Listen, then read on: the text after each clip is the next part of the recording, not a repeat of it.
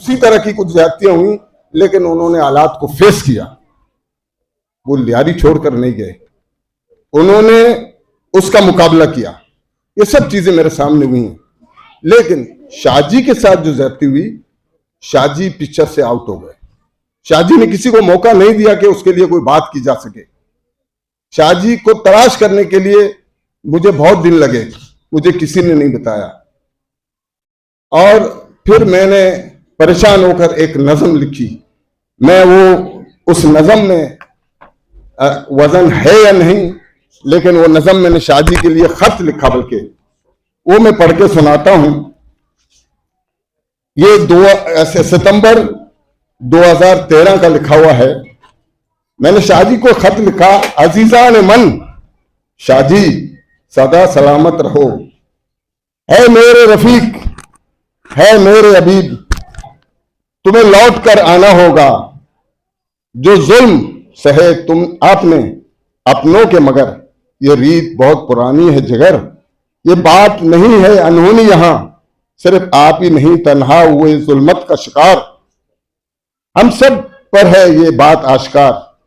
सोचो तन्हाई में अगर कितने घर कितने जवां उजड़े हैं यहां।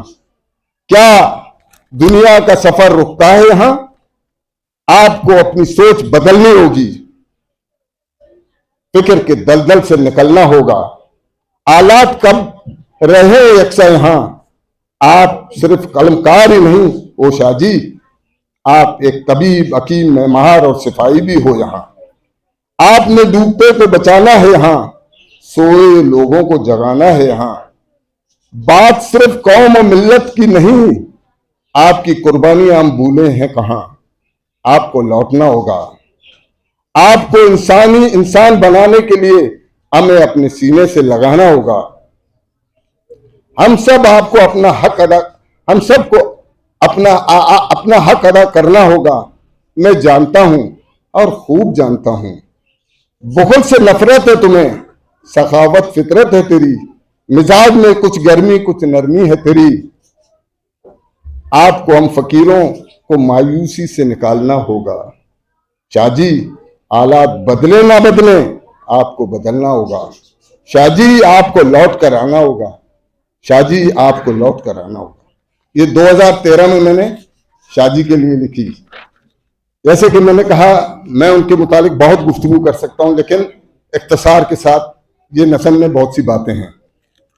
लतीफ़ साहब ने अपनी जिंदगी में वो मुतहर्रिक ज्यादा रहे। शाहजी और उनमें एक डिफरेंस था।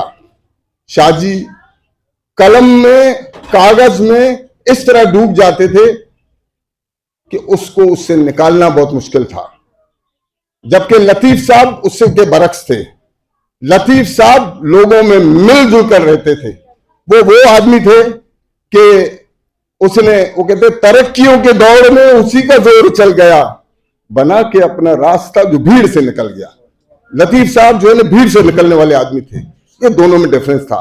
दोनों नफीस और शरीफ और आला ज़र्फ के इंसान थे। तो लतीफ साहब का जब मुझे लंदन से फोन आया कि लतीफ साहब जाने से कुछ दिन पहले मुझसे मिले, भाई थे, मुझे उन्होंने कहा मैं जा रहा हूं कुछ दिनों के लिए। वहां का मौसम उनको माफिक नहीं आया। लंदन से मुझे फोन आया मेरे कजन का, जो लतीफ साहब के दामाद थे, कि बजान ऐसा वाकया हुआ है। तो सेम वक्त में मूसा साहब को भी खबर पहुंच चुकी थी। हम दोनों फिर राब्ते में रहे। बहरहाल कुछ मूसा साहब का असर रसूख था।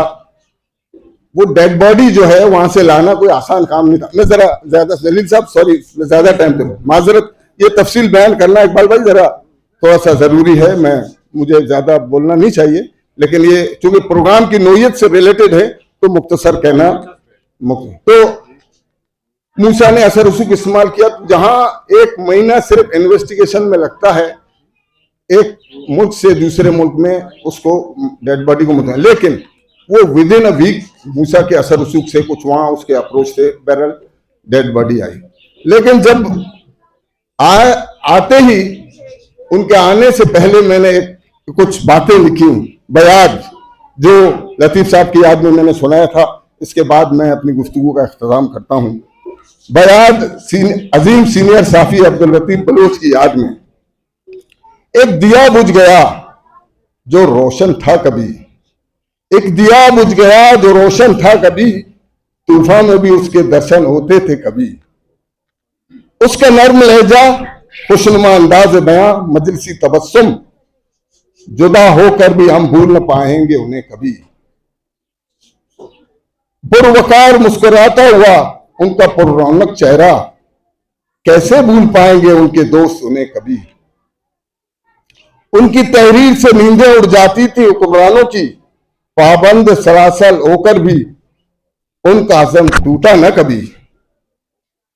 वो एक कलमकार और सलाहकार भी था, वो एक कलमकार और सलाहकार भी था अपनी कौम का। उनके दिल में गुर्बा का दर्द मिटा ना पाया कोई कभी।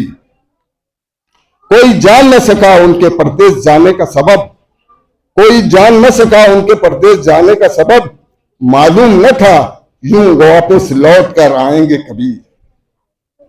वतन की सियासी सितम ज़रीफी रासलीन का शुक्रिया अदा करता हूं।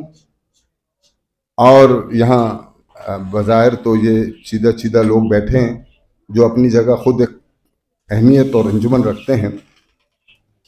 नादिर शाह आदिल और लतीफ़ बलोच का जिक्र हो रहा है। बड़े तो सब जानते हैं, मैं इन बच्चों के गोशगुजार कुछ बातें करूंगा। मुझे कोई लंबी चौड़ी तकरीर तो करनी नहीं है। आप बच्चे सारे जो यहाँ बैठे हैं इस पंडाल में, कुछ सर जलील के करीब बैठे हुए हैं, आप लोग अपने जहन में ये बात बिठा दें कि लियारी के अंदर ऐसे कद्दावर शख्सियतें थीं। आज आपकी उम्र बहुत कम है, आप भी उनकी जगह ले सकते हैं, आप भी उस मकाम तक पहुंच सकते हैं, आप भी उसकी तरह नाम पैदा कर सकते हैं, बशर्ते आप अपने अंदर वो सिफत पैदा करें जो इनमें थी।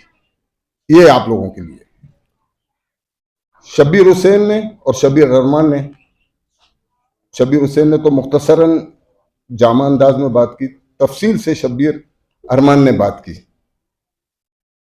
मैं भी घंटों पर बात कर सकता हूं इन दोनों शख्सियतों के मुतालिक, क्योंकि मेरा दोनों से बहुत गहरा रिश्ता था।